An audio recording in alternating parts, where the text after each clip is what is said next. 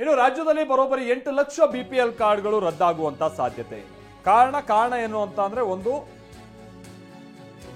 ಸರ್ಕಾರ ಹೊರಡಿಸಿದಂತ ಮಾನದಂಡಗಳೇನಿತ್ತು, ಹಿಂದೆಯಿಂದ ಅನುಸರಿಸ್ತಾ ಇದ್ದಂತ ಮಾನದಂಡ, ಅದಕ್ಕೆ ಸಂಬಂಧಪಟ್ಟ ಹಾಗೆ ಹೋಲಿಕೆ ಆಗದೆ ಇರೋದು. ಇನ್ನೊಂದಷ್ಟು ಮಂದಿ ಕೋಟಿ ಹಣ ಇದ್ರೂ ಕೂಡ ಬಿಪಿಎಲ್ ಕಾರ್ಡ್ಗಳನ್ನ ಹೊಂದಿರು. ಕೋಟ್ಯಾಧಿಪತಿಗಳ ಬಳಿ ಕೂಡ ಬಿಪಿಎಲ್ ಕಾರ್ಡ್ ಇರೋದು ಪತ್ತೆಯಾಗಿದೆ. ಅನರ್ಹರು ಪಡೆದಿರುವಂತಹ ಬಿಪಿಎಲ್ ಕಾರ್ಡ್ಗಳ ಮೇಲೆ ಈಗ ಹದ್ದಿನ ಕಣ್ಣಿಡಲಾಗಿದೆ. ಆಹಾರ ಇಲಾಖೆ ವಿಶೇಷ ಕಾರ್ಯಾಚರಣೆಯಲ್ಲಿ ಇದು ಬಹಿರಂಗ ಆಗಿದೆ. ಸುಮಾರು 12 ಲಕ್ಷಕ್ಕೂ ಅಧಿಕ ಮಂದಿ ಕಾರ್ಡ್ ಹೊಂದಿರೋರು ಯಾರಿದ್ದಾರೆ ಅವ್ರ ಮೇಲೆ ಒಂದು ಗುಮಾನಿ ಸಹಜವಾಗಿದೆ.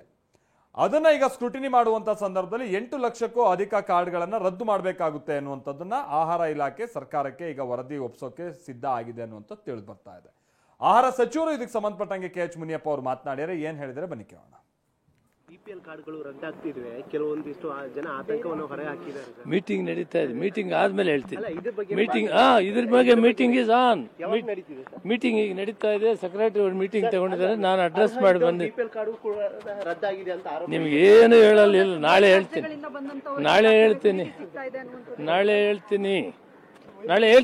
ಇದ್ರ ಬಗ್ಗೆ ಸಮಸ್ಯೆ ಆಗ್ತಿದೆ ಅಂತ. ಸಮಸ್ಯೆ ಏನಿಲ್ಲ, ಸಮಸ್ಯೆ ಪರಿಹಾರಕ್ಕೆ ಮೀಟಿಂಗ್ ನಡೀತಾ ಇದೆ, ಸಾಲ್ವ್ ಮಾಡ್ತೀವಿ. ಬಿಪಿಎಲ್ ಕಾರ್ಡ್ಗಳು ರದ್ದಾಗ್ತಿದ್ವೆ, ಕೆಲವೊಂದಿಷ್ಟು ಜನ ಆತಂಕವನ್ನು ಹೊರ ಹಾಕಿದ್ದಾರೆ. ಮೀಟಿಂಗ್ ನಡೀತಾ ಇದೆ, ಮೀಟಿಂಗ್ ಆದ್ಮೇಲೆ ಹೇಳ್ತೀನಿ. ಮೀಟಿಂಗ್ ಇದ್ರ ಬಗ್ಗೆ ಮೀಟಿಂಗ್ ಇಸ್ ಆನ್.